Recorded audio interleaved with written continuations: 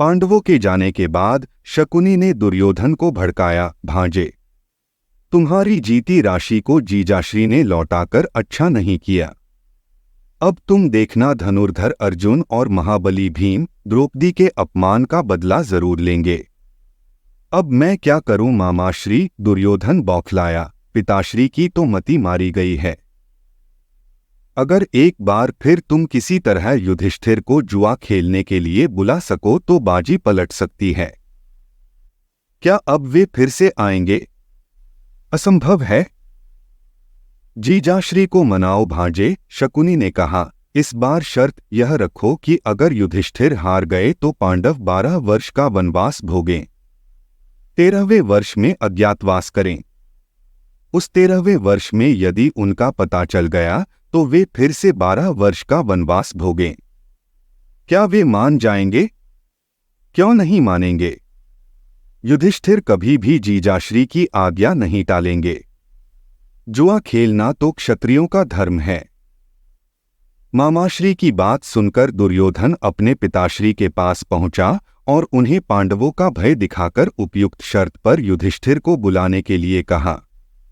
धृतराष्ट्र अपने पुत्र की सुरक्षा के लिए इतने चिंतित थे कि उन्होंने एक बार फिर युधिष्ठिर के पास जुआ खेलने का प्रस्ताव भेजा। पांडव चिंतित हो उठे। युधिष्ठिर के सामने कोई बोल नहीं सका। पांडव फिर जुआ खेलने आए और 12 वर्ष के वनवास और 13वें वर्ष के अज्ञातवास की शर्त पर जुआ खेले। शकुनी ने अपनी कुटिल चालों से पांडवों को फिर पराजित कर दिया। नीति के वशीभूत होकर वे अपना सब कुछ हारकर 12 वर्ष के वनवास के लिए वन चले गए। उनके वनवास चले जाने से दुर्योधन भयमुक्त हो गया। धृतराष्ट्र मन ही मन प्रसन्न थे, परंतु सारा नगर दुराचारी दुर्योधन और धृतराष्ट्र के पुत्रमोह पर थू थू कर रहा था। भ्राताश्री, जिस प्रकार पांडवों से छल किया गया है उसका प्रतिकार वे अवश्य लेंगे। विदुर ने दुखी मन से धृतराष्ट्र से कहा, कुरुवंश के विनाश को अब कोई नहीं बचा पाएगा। तुम सदैव उनके हित की बात करते हो विदुर। धृतराष्ट्र ने क्रोध में भरकर कहा, अच्छा है, तुम भी उनके साथ चले जाओ। धृतराष्ट्र की बात सुनकर विदुर का मन आहत हो उठा। वे उसी समय हस्तिनापुर छोड़कर पांडवों के पास वन में चले गए। उनके जाने से दुर्योधन, कर्ण, दुःशासन, शकुनी और अन्य कौरव भयभीत हो गए। वे आचार्य द्रोण की शरण में गए और उनसे अपनी रक्षा करने की प्रार्थना की। आचार्य द्रोण त्रिकालदर्शी थे। अर्जुन के प्रति उनका बड़ा मोह था। वे बोले, पुत्र दुर्योधन, तुम मेरी शरण में आए हो। मैं तुम्हारी हर विपदा में तुम्हारा साथ दूंगा, किंतु आज से 14वें वर्ष से तुम्हारे सामने घोर विपत्ति का समय होगा। तब तक तुम सुख का जी भरकर उपभोग करो।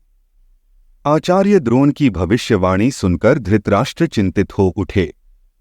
उन्होंने अपने मंत्री संजय को भेजकर अनुनय विनय करके विदुर को पुनः अपने पास बुला लिया। विदुर ने उन्हें समझाया कि अभी भी कुछ नहीं बिगड़ा है। पांडवों को वन से बुलवा लेना चाहिए, लेकिन दुर्योधन अपनी जिद पर अड़ा रहा। कर्ण की सलाह पर वह वन में असहाय पांडवों को मार डालने का स्वप्न देख रहा था। उसी समय महर्षि व्यास हस्तिनापुर आए और धृतराष्ट्र से बोले, राजन, तुम्हारा पुत्र दुर्योधन निरंतर पांडु पुत्रों पर अत्याचार कर रहा है और तुम चुप हो। तुम्हें पता है तुम्हारा पुत्र पांडवों का वध करने वन में जा रहा है। वह अब मेरे वश में नहीं है महर्षि। धृतराष्ट्र ने कहा, मेरी समझ में नहीं ने आता कि मैं क्या करूं, कैसे उसे समझाऊं। राजन, महर्षि मैत्रेय काम्यक वन में पांडवों से मिलकर इधर ही आ रहे हैं। उनकी बात ध्यान से सुनना। वे दुर्योधन को समझाएंगे। उनके साथ किसी तरह का भी अनुचित व्यवहार मत कर बैठना। चेतावनी देकर महर्षि व्यास चले गए। उनके जाने के बाद ही महर्षि मैत्रेय ने धृतराष्ट्र की राजसभा में प्रवेश किया। सभी ने खड़े होकर आदर सहित उनका सत्कार किया। महर्षि मैत्रेय ने राजा धृतराष्ट्र को बताया कि वे तीर्थ यात्रा पर निकले हैं। अभी काम्यक वन में वे धर्मराज युधिष्ठिर से मिलकर आ रहे हैं। राजन, बड़े दुख की बात है कि गंगापुत्र भीष्म और महात्मा विदुर के रहते हुए भी आपने भाई भाई को शत्रु बन जाने दिया। महर्षि मैत्रेय की बात सुनकर भीष्म और विदुर ने सिर झुका लिया, बोले कुछ नहीं। धृतराष्ट्र का भी बोल नहीं फूटा। तब महर्षि मैत्रेय ने दुर्योधन की ओर देखा और बोले, दुर्योधन, क्रोध मनुष्य का सबसे बड़ा शत्रु होता है। तुम कदापि पांडवों की बराबरी नहीं कर सकते। महर्षि मैत्रेय ने देखा दुर्योधन मुस्कुरा रहा था और बार बार अपनी जांघ पर हाथ मारकर महर्षि की बातों का उपहास उड़ा रहा था। महर्षि मैत्रेय की आंखें क्रोध से लाल हो गईं। उन्होंने आसन से उठकर जल का आचमन किया और बोले, अरे अथम, तुझे अपनी शक्ति का इतना अहंकार है कि तू मेरी बात सुनने को भी तैयार नहीं है। नीच, तेरे कारण यहां घोर युद्ध होगा और जिस जंघा को तूने अभिमान से मेरे सामने ठोका है, उसी जंघा को अपनी गदा से भीमसेन तोड़ेगा। वही क्षण तेरी मृत्यु का होगा। धृतराष्ट्र कांपकर उठ खड़े हुए और बोले, भगवन, यह आपने कैसा शाप दे डाला। इस मूर्ख को क्षमा कर दीजिए। राजन, यह नीच अभी भी वन में अकेला जाकर पांडवों से क्षमा मांगकर उन्हें मैत्री भाव से यहाँ ले आए तो इसे मेरा शाप नहीं लगेगा। महर्षि मैत्रेय फिर एक पल भी वहां नहीं रुके और चले गए, परंतु काल के वशीभूत हुए दुर्योधन पर जैसे उस शाप का कोई असर नहीं हुआ। वह हंसता रहा। उधर काम्यक वन में व्यास जी ने पांडवों से भेंट की। व्यास जी ने अर्जुन से कहा कि वह अपना समय नष्ट न करे, उसे दिव्य अस्त्र शस्त्रों को प्राप्त करने का प्रयत्न करना चाहिए। अर्जुन व्यास जी की सलाह मानकर अपनी माता और भाइयों को वन में छोड़कर हिमालय पर तपस्या करने पहुंचे। वे इंद्रलोक नामक पर्वत पर पहुंचे। वहां उनकी भेंट एक बूढ़े ब्राह्मण से हुई। ब्राह्मण वेश में वे स्वयं इंद्र थे। ब्राह्मण वेशधारी इंद्र ने उनसे पूछा कि वह तपोवन में क्या करने आया है। अर्जुन ने उन्हें बताया कि वह दिव्यास्त्रों की खोज में यहाँ आया है। देवराज इंद्र ने उससे कहा, पुत्र, महादेव की तपस्या करो, तुम्हारी इच्छा अवश्य पूरी होगी। कहकर इंद्र अंतर्धान हो गए।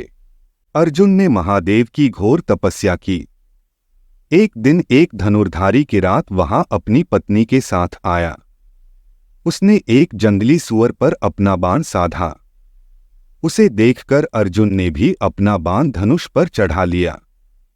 दोनों के बाण एक साथ छूटे और सुअर के शरीर में जा धंसे। अर्जुन ने किरात से कहा, तुम कौन हो? तुमने मेरे शिकार पर बाण क्यों मारा? इस पर्वत पर अपनी पत्नी के साथ भटकने का तुम्हारा सौत्पर्य क्या है? किरात ने मुंह बनाते हुए गुस्से से कहा, अरे वाह, यह वन प्रदेश हमारा, तुम तो वनवासी प्रतीत नहीं होते। पूछना तो मुझे चाहिए कि तुमने मेरा शिकार क्यों मारा, जबकि तीर पहले मेरा लगा था। नहीं, तीर पहले मेरा लगा था। अर्जुन ने भी थोड़ा आवेश में उत्तर दिया, नहीं भाई, तीर पहले मेरा ही लगा था। अच्छा यही है कि तुम मेरे से लड़कर निर्णय कर लो, किरात बोला। अर्जुन तैयार हो गया। किरात के कहने पर उसने ही पहले किरात पर बाण छोड़े। तरह तरह के बाणों को छोड़ने पर भी किरात पर कोई प्रभाव नहीं पड़ा। एक भी बाण उसे नहीं लगा। उसकी स्त्री एक ओर खड़ी मुस्कराती रही। किरात भी मुस्कराता रहा। अर्जुन के सारे बाण समाप्त हो गए तो वह शंकित हो उठा। किरात ने आगे बढ़कर अर्जुन के हाथ से धनुष छीन लिया। अर्जुन का दर्प चूर-चूर हो गया। वह महादेव का ध्यान करके किरात के पैरों में गिर पड़ा। वह तत्काल समझ गया कि उसके सामने साक्षात महादेव और पार्वती खड़े हैं। अर्जुन ने आशुतोष महादेव से क्षमा मांगी। महादेव ने उसे क्षमा करके उसके सारे बाण और धनुष वापस कर दिए और उसे पाशुपत विद्या देकर आशीर्वाद दिया। महादेव ने अर्जुन से कहा, वत्स, अब तुम देवलोक जाओ। वहां देवराज इंद्र तुम्हारी प्रतीक्षा कर रहे हैं। महादेव अंतर्धान हो गए तो वह बूढ़ा फिर वहां आ गया। अर्जुन ने उसे देखा तो देवराज इंद्र अपने असली रूप में आ गए। वे बोले, पुत्र, तुम्हें देखकर मेरी आंखें तृप्त हो गईं। चलो, मैं तुम्हें लेने आया हूं। देवराज इंद्र अर्जुन को अपने विमान में बैठाकर देवलोक की ओर चले गए। वहां इंद्र के कहने पर अर्जुन ने संगीत और नृत्य का अभ्यास किया। उधर द्वारिकाधीश श्री कृष्ण को पांडवों की दशा का पता चला तो वे अपने भाई बलराम के साथ वन में पांडवों से मिलने आए। उनकी दशा देखकर श्री कृष्ण और बलराम को बहुत दुख हुआ। दुर्योधन की करतूतों को सुनकर श्री कृष्ण को बड़ा क्रोध आया। उन्होंने द्रौपदी की पीड़ा को भी समझा और उसे सांत्वना दी कि समय आने पर द्रौपदी के अपमान का बदला अवश्य लिया जाएगा। दुर्योधन अब किसी भी तरह से बच नहीं पाएगा। उसके वंश का विनाश निश्चित है। श्री कृष्ण के वचनों से द्रौपदी को सांत्वना मिली। धन्यवाद। आप देख रहे थे गॉड ब्लेस टीवी हिंदी। हमारे साथ जुड़ने के लिए सब्सक्राइब अवश्य करें।